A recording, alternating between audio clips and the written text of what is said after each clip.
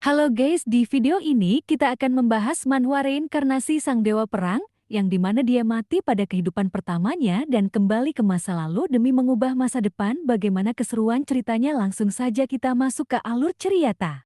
Di suatu tempat terjadi pertempuran sengit antara dua makhluk. Salah satunya berucap, "Baiklah, manusia terakhir." Dengan ini pertarungannya menjadi kemenanganku. Dengan satu lemparan kuat pedangnya menebus dada orang itu. Dia terbatuk hingga memuntahkan sesuatu. Sambil merintih kesakitan, dunia pun menemui akhirnya. Scene berpindah ke 1 tahun sejak manusia kalah melawan iblis. Sejumlah besar manusia dibantai habis, dan manusia yang selamat ditangkap, menghancurkan mental mereka dan menggunakannya sebagai inang untuk melahirkan monster baru. Dia sebagai survivor pemberontak, melanjutkan pertarungan sampai saat ini. Dan disinilah kita berkenalan dengan tokoh utama yaitu Zephyr. Dalam hati ia berkata Raja Iblis, Tartaros sang monark para iblis. Sang iblis Tartaros berkata, "Kau terlihat kesakitan. Biar ku bantu menghilangkannya. Aku sudah memperlambat waktumu. Dengan ini kita bisa berbincang sedikit lebih lama." "Manusia, tidak kuingat namamu Zephyr. Kau satu-satunya manusia yang berhasil membuatku kerepotan sangat lama seperti ini. KEGGEHANMU sungguh luar biasa, kupuji dirimu. Selagi menurut semuanya pertarungan yang tidak bisa dimenangkan itu tindakan bodoh untuk dilakukan. Mereka yang menyerah setelah merasa takut pada kekuatan lawannya tidaklah bijak. Mereka lemah. Ketika diriku melihat para orang lemah yang tidak memiliki kegigihan, itu membuatku sangat marah. Harusnya dirimu paham, soalnya kaulah orang yang berhasil memanjat sampai puncak dunia manusia. Sambil mengulurkan tangannya Tartaros berkata, "Karena itu ku beri tawaran padamu, bekerjalah untukku. Kita akan melampaui dunia kecil ini sampai dunia lain, bahkan sampai ke rumah para dewa. Kita akan menaklukkan semua dunia lainnya dengan kekuatanku dan kekuatanmu." Zephyr terdiam sesaat, dan ia menghela nafasnya sambil bertanya apakah benar Tartaros menerimanya. Dengan cepat ia menjawab tentu saja. Zephyr tersenyum sinis. Setelah pertarungan itu terjadi, bisa dilihat bahwa tubuhnya tak akan bisa sembuh kembali. Itu adalah cara Tartaros membuat Zephyr memohon ampun padanya.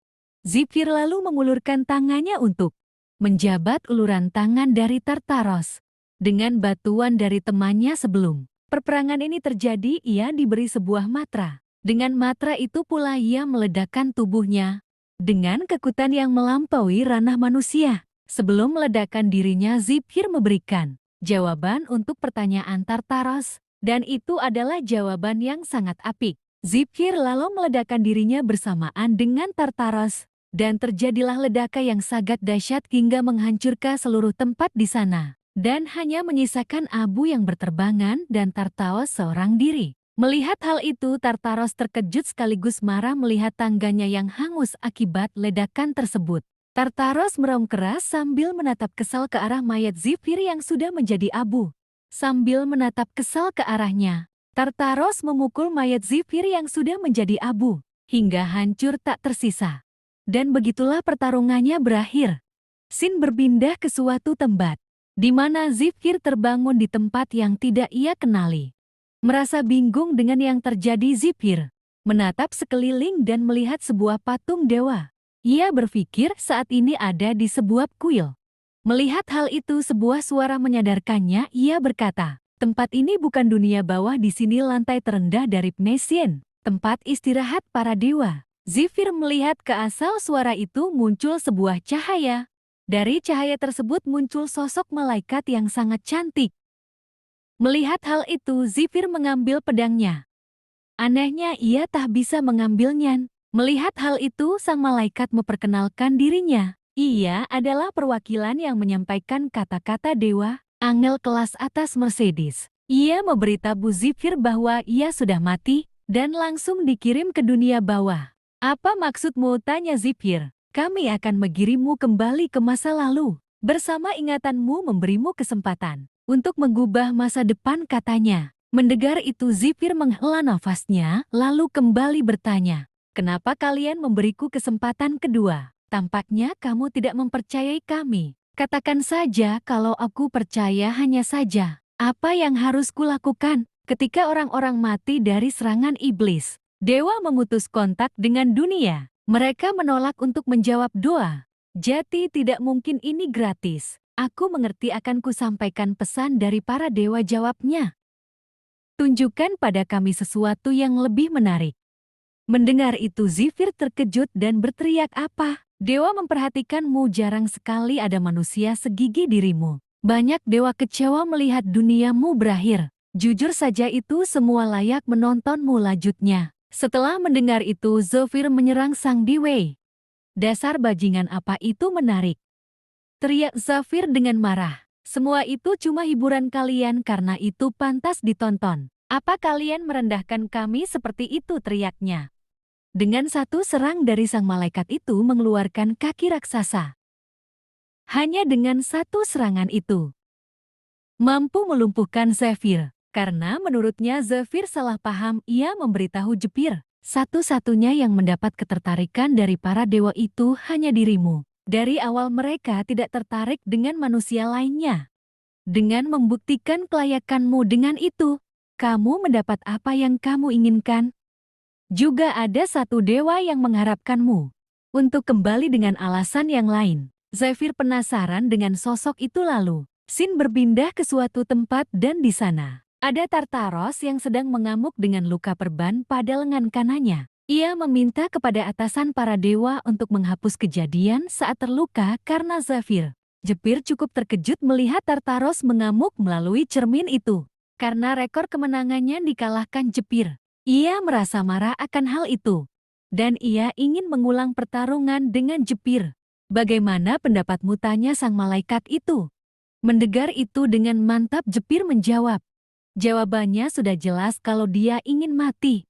"Aku akan kabulkan keinginannya." Tanpa berlama-lama malaikat itu pun mengirim Jepir kembali ke masa lalu melalui sebuah portal. Meski waktu persis dirinya dikirim, tapi itu cukup baginya untuk berlatih. Dan Jepir diberi hadiah tambahan oleh dewa, ia bisa memeriksanya setelah kembali. Untuk salam perpisahan dari malaikat, ia mendoakan yang terbaik untuk Jepir. Sin berpindah ke masa lalu di mana Jepir dikirim. Di sana terlihat beberapa orang yang mencoba membangunkannya. Setelah terbangun ia melihat beberapa orang yang dikenalinya. Jepir menggenal wajah mereka dan setelah melihat sebuah tanda di salah seorang dari mereka, Zephyr tertawa. Ternyata dia kembali ke 20 tahun yang lalu. Ketika dia masih menjadi budak kuil.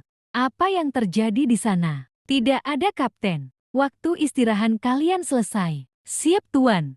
Sebelum Zephyr kembali ke masa lalu, ternyata dia menolong seorang budak yang dirundung oleh orang tadi. Dia berterima kasih pada Zephyr karena telah menolongnya. Tapi Jepir sama sekali tidak memperdulikannya. Ia baru ingat apa yang dikatakan malaikat sebelum mengirimnya. Ada hadiah tambahan dari para dewa. Setelah memeriksa keadaan sekitar cukup sepi, dengan mengucapkan "Unlock Privilege", Zephyr mulai memeriksanya apa yang diberi para dewa itu. Setelah melihatnya, betapa terkejutnya Zephyr melihat apa yang dia dapat. "Benarkah mereka memberiku ini?" ucapnya. Setelah melihat apa yang diberi oleh para dewa itu, kepala Jepir sampai dibuat pusing olehnya. Jepir terkejut melihat apa yang ia peroleh. Skill dan item kelas atas, bahkan ada skill yang bekerja. Sebagai actual skill, dia cukup senang mendapati semua item dan skill itu. Tiba-tiba saja ada orang yang meneriakinya. Itu adalah kapten tim penambang. Ia melihat Jepir sedang bermalas-malasan. Kapten penambang itu berniat memarahi Jepir. Dengan sebuah cambuk, ia melayangkan cambuk itu ke arah Jepir. Dengan mudah Jepir menangkap cambuk itu. Hal itu pun membuat kapten penambang cukup terkejut. Dengan reaksi tak terduga Jepir malah menggembalikan cambuk itu kepada kapten dengan sangat sopan. Bahkan Jepir tak mendapat luka satupun dari cambukan itu. Dengan skill Wall of Iron yang dimana dapat meningkatkan defense secara drastis dan mengabaikan damage yang lebih kecil dari defense. Bahkan membuat Jepir tidak merasa capek hingga ia bisa bekerja seharian penuh. Sore harinya saat pengumuman peringkat dari hasil tambang, kelompok Jepir berada di peringkat pertama, kedua kelompok B, ketiga kelompok H, dan posisi terakhir kelompok E. Sesuai aturan yang ada di kuil ini, kelompok mana yang berada pada posisi terakhir, maka bayaran dan jatah mereka akan dibagi sama rata untuk posisi pertama, kedua, dan ketiga. Setelah semua yang terjadi, mereka pun berdoa pada Dewi Arya. Dengan stigma yang ada pada tubuhnya, ia tak dapat bergerak seksukanya. Jika ia keluar dari wilayah kuil, jantungnya akan langsung berhenti berdetak. Untuk itu Jepir harus segera melunasi hutangnya agar mendapat kebebasan. Untuk membalas dendam pada Tartaros dan juga untuk menemui kekasihnya. Demi bertemu lagi dengan kekasih, Jepir rela melakukan semua ini. Ia akan bertambah kuat untuk melindunginya di kehidupan kali ini. Sin berpindah ke sebuah pasar di mana alat transaksinya berupa koin perak dan emas. Di sana mereka menjual apapun yang dibutuhkan oleh para budak ini. Tiba saja anak yang ditolong Jepir tadi menghampirinya. Ia mentraktir Jepir untuk ucapan terima kasih karena telah menolongnya. Karena dipukul oleh orang-orang tadi, Jepir menolongnya. Mereka melakukan itu agar satu kelompok tidak bisa menambang iron ore dengan jumlah yang banyak sehingga peringkat mereka dapat meningkat. Jepir menolak ajakan anak itu. Jepir pergi ke salah satu toko untuk membeli water if recovery, yang dimana potion ini sangat mahal dengan harga 1 emas per gelas dan 4 emas per botol. Jepir membayar dengan 1,5 emas dan sisanya dengan pinjaman, membuat pelik tama itu terkejut. Pemilik toko pun memberi dokumen pinjamannya. Dengan bunga yang cukup besar, anak itu berusaha menghentikan Jepir. Dengan santainya Jepir menjawab atau tinggal melunasinya. Water if recovery memiliki efek memulihkan sebagian kecil healthmu dan efek rahasia meningkatkan sihir jika meminumnya dalam jumlah yang banyak. Efek yang dihasilkan sangat sedikit, hanya dengan 10 botol. Tapi dengan privilege yang dimilikinya, efek dari semua potion meningkat drastis karena tak mendapat banyak uang dengan menambang. Jadi Jepir melakukan sesuatu. Dia melaporkan ketua penambang bahwa ada monster di goa tambang. Dengan cara itu ia akan menghasilkan uang dari dugem.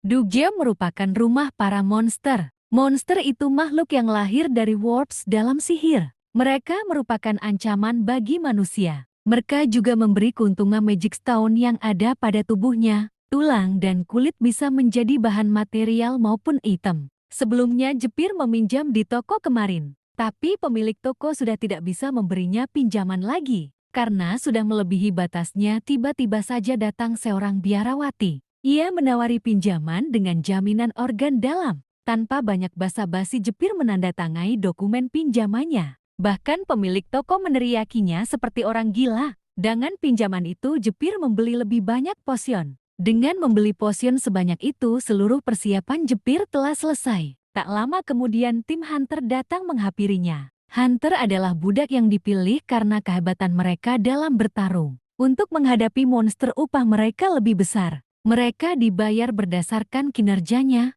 Mereka menemui Jepir yang ditunjuk sebagai pemandu di dugem nantinya, yang diketuai oleh Goat yang rambut pirang del dan yang membawa palu mako. Walaupun tidak bisa menggunakan night vision, tapi Jepir bisa. Menggunakan detection skill itu akan berguna saat mereka memasuki dugem. Mereka pun pergi menuju dugem. Di sini Jepir bertugas sebagai tukang angkut barang. Meski kurang familiar dengan dua di antara mereka, tapi Jepir mengenal salah satunya. Jika waktu berjalan semestinya, maka dua dari mereka akan mati di dugem ini. Untuk itu Jepir berencana memanfaatkan mereka untuk tujuannya. Tak lama kemudian mereka sampai di depan pintu dugem. Di sana sudah ada tim penunggu yang menunggu kedatangan mereka. Mereka diberikan gelang benang yang sudah diberikan sihir. Jika terjadi sesuatu pada mereka, maka gelang yang dipegangnya akan putus. Maka dia akan meminta bantuan ke markas. Karena mereka hanya pergi mengintai, jati kejadian seperti itu tak akan terjadi.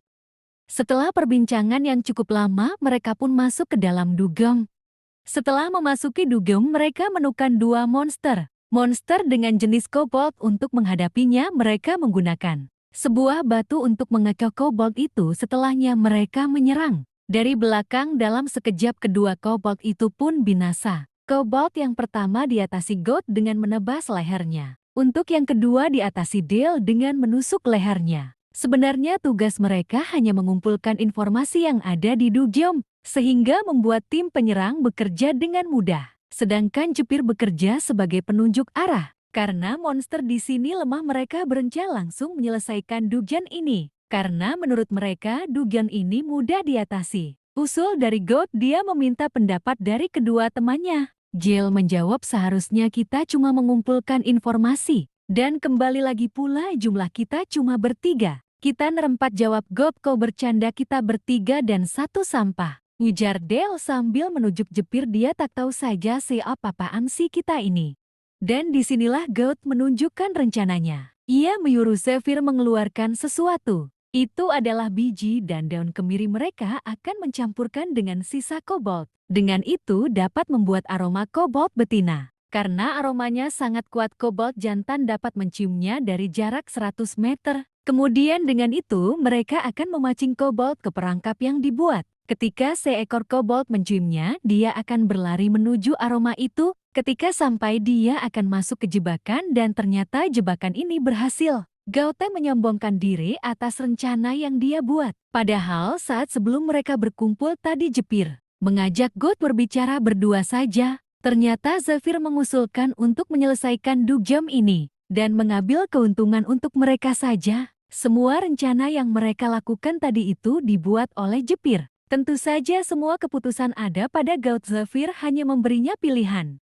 God menerima usulan dari Zephyr, dengan begitu rencana ini terjadi. Dengan begitu Jepir mendapat kepercayaan dari God. Dia berencana memasukkan Jepir ke dalam tim Hunter dengan memberikan Jepir sebuah dagger sebagai bentuk kepercayaannya. God berpikir itulah yang diincar Zephyr, meskipun kobolt Dugyeom masih kurang untuknya. Sebagai ucapan terima kasih, dia akan menyelesaikan Dugyeom ini untuk Zephyr. Dengan begitu mereka dengan mudah menyelesaikan Dugyeom ini. Meskipun Magic Stone-nya buruk karena berasal dari kobolt, itu sudah cukup. Dale menemukan sesuatu yang cukup aneh. Itu adalah sisa dari tulang kobolt. Bagaimana sisa tulang kobolt ada di sana? Dan tiba-tiba sebuah monster muncul dari kegelapan. Monster itu mencekam Dale dengan tangannya, membuat semua tim Hunter menjadi panik. Monster itu menghempaskan Dale yang berada di cengkramannya. Hempasan itu membuat Dale terpental jauh ke belakang hingga menabrak dinding.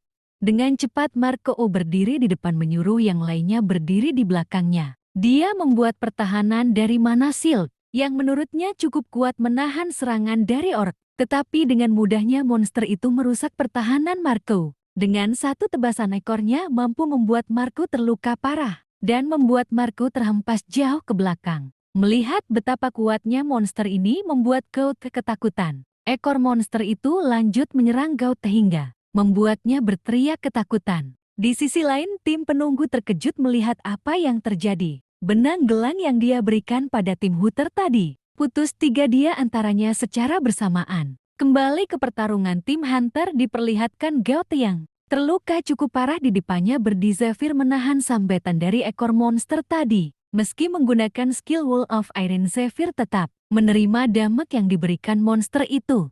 Zephyr cukup waspada melihat kekuatan monster ini. Itu adalah predator dengan memanfaatkan feromonnya, membuat monster lain berpikir mereka sejenis. Lalu ia memakan monster yang membesarkannya ketika dewasa. Dengan meminjam tombak dari God, Zephyr berniat menghadapi monster ini sendirian. Dengan pemanasan yang cukup singkat, Zephyr menantang monster itu mengabulkan keinginannya mati dengan cara bagaimana. Zephyr percaya diri menghadapi predator ini karena dia memiliki privilege ketiga yang diperolehnya. Terima kasih sudah menonton sampai akhir, like dan subscribe agar kalian tidak ketinggalan dengan update-nya.